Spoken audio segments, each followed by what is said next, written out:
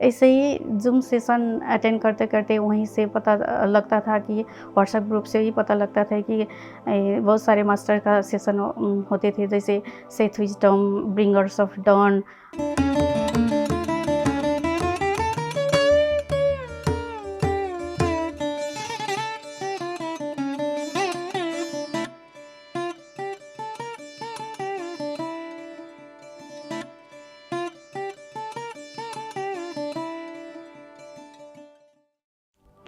नमस्कार, my self Manita Paudel from Chitwan. ध्यान में मैं पहले लाइफ में ऐसा होता है ना, कोई इवेंट आता है, कोई घटित घटना होता है, उससे ही टर्निंग पॉइंट आती है।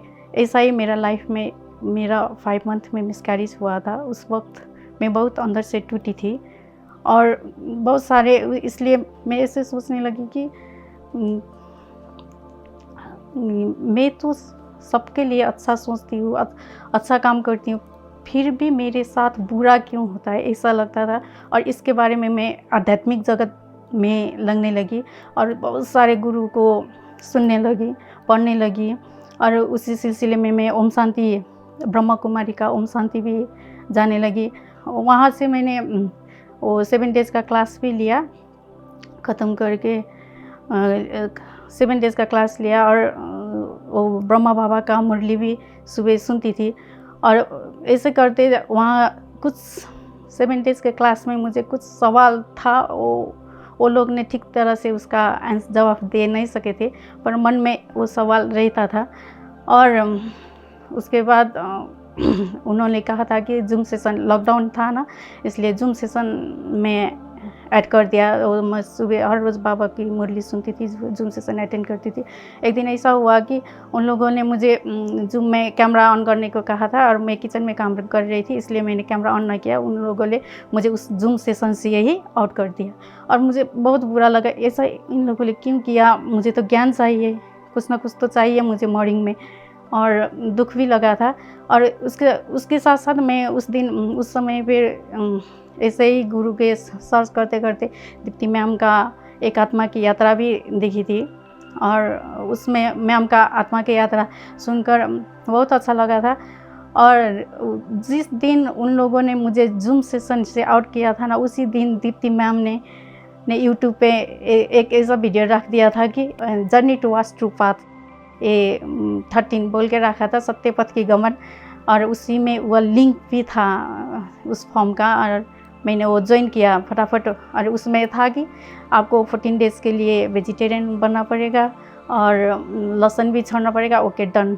मेरे लिए तो सिर्फ मुझे ज्ञान ही चाहिए था और बस मैं वहाँ जो वो क्राइटेरियाज थे वो मैंने फिल कर दिया।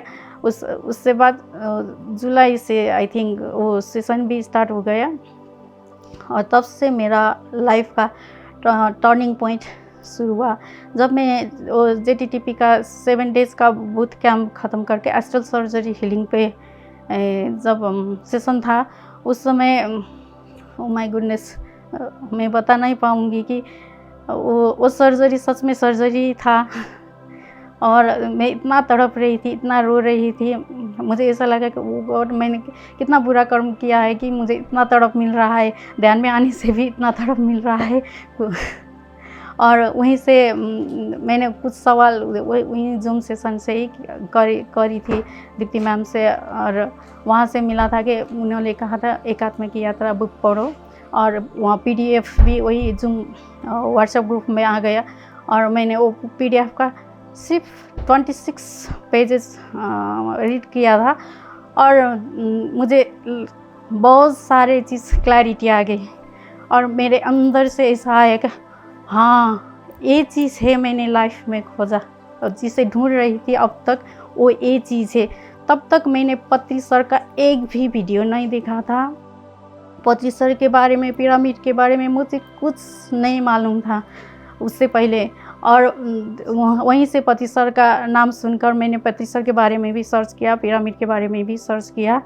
ऐसे ही ज़ूम सेशन अटेंड करते करते वहीं से पता लगता था कि व्हाट्सएप ग्रुप से ही पता लगता था कि बहुत सारे मास्टर का सेशन होते थे, जैसे Seth wisdom, bringers of dawn, new energy and essences, mind to matters. वहाँ से ही मुझे बहुत सारे चीज़ें पता लगने लगा और मैं वो सारे सेशन में अटेंड करती थी। बुक तो मेरे पास नहीं थे, तब भी मैं पीएमसी हिंदी से आते थे ना वो 100 अध्याय का सीरीज़, उससे सुनते ही उस बुक के बारे में जानकारी हासिल कर लेती थी और अपने अंदर भी उस बुक से जो इन्फॉर्मेशन पाया है वो अपने अंदर भी काम करती थी बार-बार। वो और दीप्ति मैम का वो सीरियन स्टार फार्मूला है ना, उसका 4 फार्मूला था, वो मैंने इतना 50 बार सुना और उससे अपने अंदर इतने बार रिपीट किया कि मेरा अब बॉडी का प्रत्येक सेल है ना वो ऑटोमेटिक होता है, मुझे उसमें कुछ काम करना ही पड़ते। पहले मैं नॉन वेज थी और मैंने वो सिस्टर शिवानी से सुना था कि जैसा अन्ना वैसा मन्ना, और वो मालूम तो था, लेकिन तब भी वो फ्रेंड्स वगैरह का पार्टी वार्टी होती थी ना, वहाँ पे वो फ्रेंड्स को कंपनी के देने के लिए ही लेती थी, नहीं तो मुझे उतना अच्छा नहीं लगता था उस नॉन वेज लेने में। और मुझे यहाँ जोड़ने से वो बहाना मिल गया कि मैं वेजिटेरियन बनूं, और यही JTTP 13 से ही मैं प्रॉपर रूप में अब घोषित ही कर दिया कि मैं वेजिटेरियन हूँ। अब मैं जहाँ भी पार्टी वार्टी जाती थी वहाँ पर भी मैं अब वेजिटेरियन हूँ, वो ये कुछ नहीं लेती। और लोगों ने भी मुझे साथ दिया इसमें, वो भी फोर्स नहीं करते। मैंने यही पीएमसी हिंदी से ही जाना है पिरामिड ध्यान के बारे में, पिरामिड एनर्जी के बारे में, पिरामिड ध्यान से ही मैंने ये इन्फॉर्मेशन मिला है। और उसके लिए मैं जब ध्यान में आई थी तब उसके 2021 में ही आई थी, और उसी टाइम में MID के 6 था और वहाँ ऋषिकेश में जाने का मौका भी मिला, और वहीं से पता चला कि पिरामिड एनर्जी के बारे में।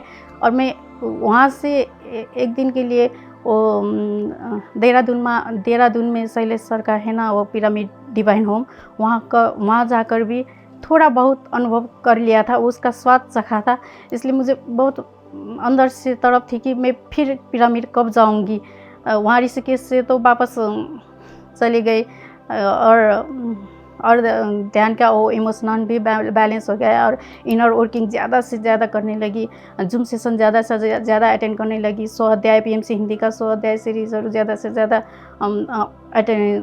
देखने लगी, और उसका नोट भी करने लगी। दूसरों को भी 1 to 1 तो मैं ध्यान के बारे में बताती हूँ, लेकिन मेरा अब तक ऐसा ग्रुप नहीं बना, ग्रुप सेशन मैंने शुरू नहीं किया। इसलिए मैं यहाँ पे अब 2024 में और मैं यहाँ पे महेश्वरा महापिरामिड पत्रिजी ध्यान महायागम में आने की सोच बनाई, और फाइनली वो सक्सेस भी हो गए। मैंने बहुत सारे लोगों को जोड़ा था यहाँ पे आने के लिए, लेकिन फाइनली उन्होंने एंड वक्त पर ऐसा कर दिया कि हम लोग नहीं जाएंगे, ऐसा बोल दिया, और सिर्फ हम 3 लेडीज़ ही इसके लिए राज़ी हो गई, और फटाफट अपने लगेज पैक कर दिया और ऐसा बोल कर चले गए कि चलो अब घर में भी हम तो हमारे घर जा रहे हैं, हमारे सोल फैमिली के पास जा रहे हैं।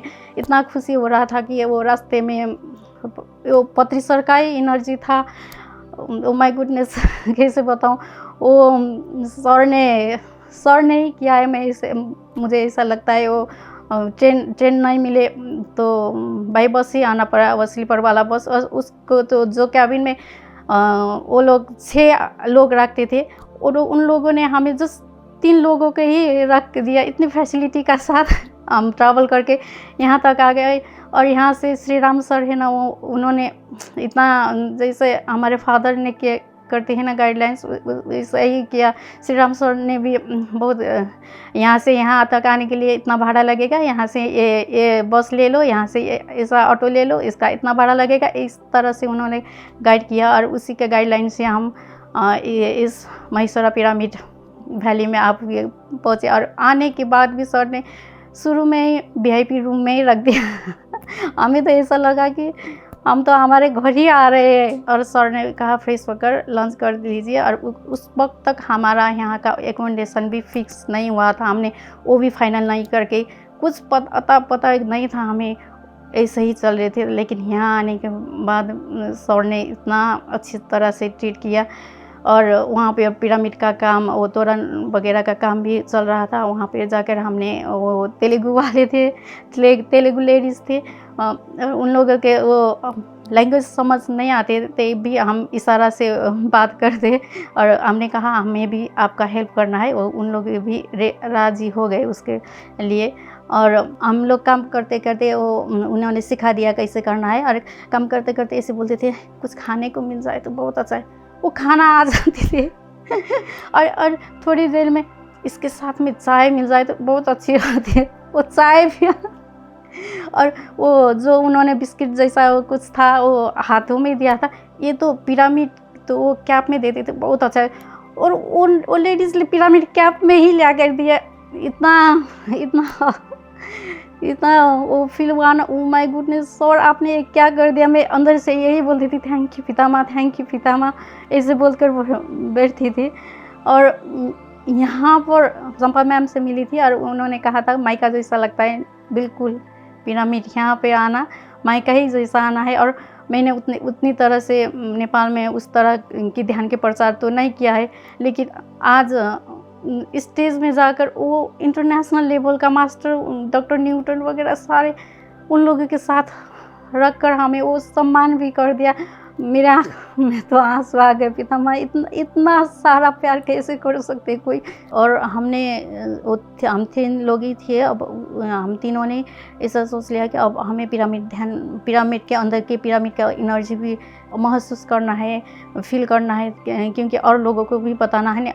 हमारे यहाँ आने का पर्पज़ यही था कि हम ध्यान कर रहे हैं, पिरामिड के बारे में भी जान रहे हैं, लेकिन उसका प्रॉपर वो एनर्जी कैसा होता है वो हमें वहाँ पे नहीं मिला था ना।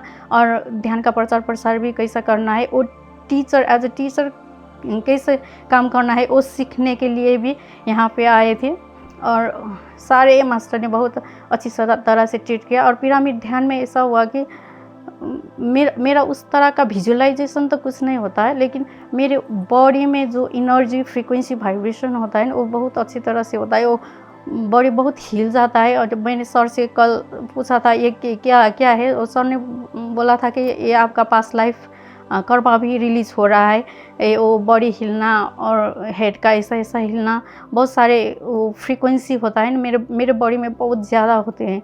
और पिरामिड एनर्जी है नहीं, नेगेटिव एनर्जी को रिफ्लेक्ट करके पॉजिटिव एनर्जी अपने में डाल देती है। तो इसी के बारे में और ज़्यादा जानना है, और इसके लिए अब और मास्टर भी हमें सिखाने के लिए तैयार है। इसलिए संपूर्ण मास्टर के धन्यवाद, ब्रह्मश्री पितामह पत्री सर को कोटि कोटि धन्यवाद, वो तो हमारे पिता ही है।